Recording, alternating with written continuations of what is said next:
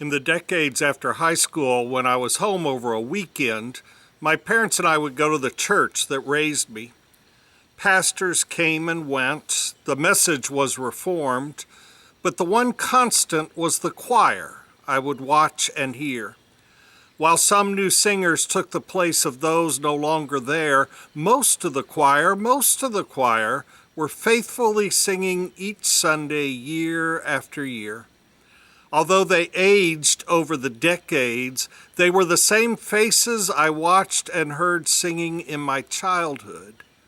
The constant choir was my most reassuring testament to an enduring faith in God's love, justice, and purpose for the creation.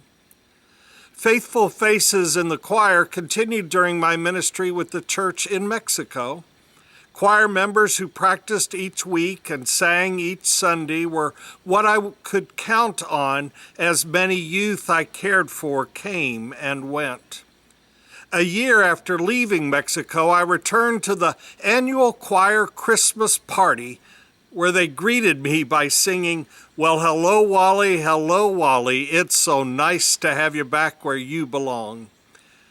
Last year, 35 years after first seeing their faithful faces and hearing their dedicated voices, so many of those same choir members sang at a funeral for a beloved choir member. In Moberly, we called our choir a fellowship group that sings.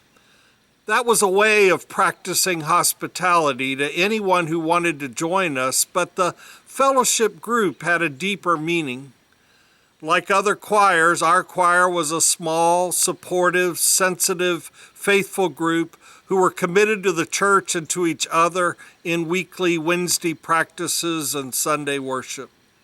Nancy and I became members of the choir and experienced that for ourselves.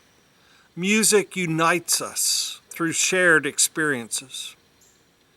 Today, I hear the grief of lifelong choir members who are seeking new ways to love and support each other from a distance. I miss a choir offering inspirational music and worship. I wonder what the future holds, as I trust who holds the future. Along with our choir, I grieve with hope. I often hear the phrase, "That preacher was just preaching to the choir." I guess it refers to the older phrase of trying to convert the converted, inviting people to be faithful followers of God, most fully revealed in Jesus, who are already faithfully leading worship each Sunday.